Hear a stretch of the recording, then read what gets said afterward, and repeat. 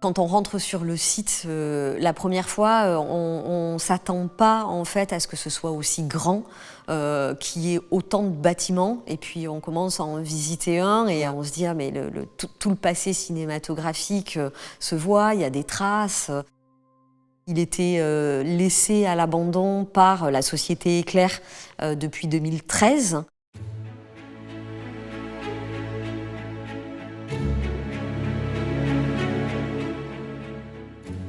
On a racheté en 2018 ce lieu pour éviter qu'il parte dans les mains de promoteurs.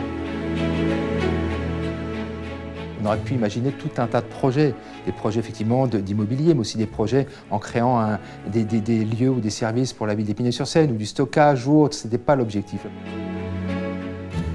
L'objectif, c'est de se dire on va en faire un lieu culturel. Et il fallait lui donner une seconde vie à ce lieu.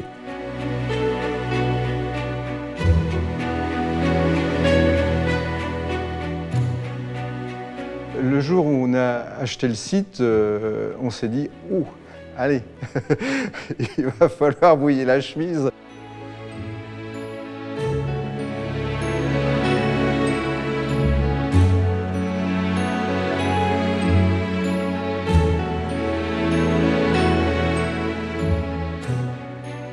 Qu'est-ce qu'on va en faire ?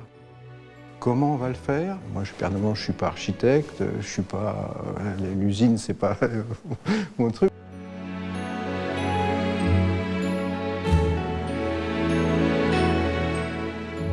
Ce qui est intéressant, c'est qu'on a un lieu qui a une âme très forte, avec un maire d'Épinay très mobilisé. Moi, mon rôle là-dedans, ça a été de nourrir le projet, de se dire comment est-ce qu'on peut y arriver. Et ce qu'il en sort, on veut garder l'histoire des lieux, on veut que des artistes s'y installent le plus vite possible pour pratiquer et de passer d'un site fermé aux habitants à un site ouvert dans ce cœur de ville d'Épinay. On a commencé à visiter des sites qui effectivement étaient des friches que les artistes se réappropriaient. Ça sert à savoir comment nous, on va construire les choses, quels choix on va faire d'un point de vue juridique, d'un point de vue urbain, d'un point de vue artistique. On s'est inspiré en premier lieu du 104 à Paris, quand on a vu un peu la dynamique qu'il y avait des personnes qui pouvaient venir effectivement faire de la danse, faire des arts du cirque, faire des petites répétitions de théâtre à l'intérieur, et je trouvais ça génial. On aide souvent à la transformation urbaine, c'est-à-dire souvent des villes en France et à l'étranger viennent nous chercher parce qu'ils ont décidé de transformer un bout de ville. Et ce bout de ville, ils essayent de l'appuyer sur souvent de donner une qualité à un espace ou à un lieu, une qualité culturelle. On a répondu à un appel d'offres. La municipalité avait envie qu'on l'accompagne. On a commencé à établir des modèles. Si on faisait plutôt tel type de projet, sur les aménagements nécessaires dans le lieu, sachant que le maire et son équipe avaient vraiment très envie que ce lieu soit un lieu très ouvert à la population. Avoir aussi des artistes, des inventeurs et des créateurs qui sont là. Comment on peut faire pour que les deux choses soient possibles ? C'est pas gagné d'avance de se dire, voilà, 18 000 m², est-ce qu'on va réussir à l'activer, est-ce qu'on va réussir à le faire fonctionner, et surtout dans le temps. Et l'objectif, c'est de faire un lieu pérenne.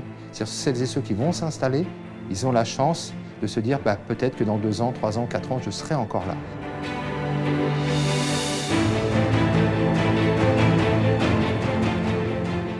Il y a eu des moments difficiles, mais bon, on a tenu le cap. Le rêve principal pour ce projet, c'est qu'il aboutisse et qu'il réussisse.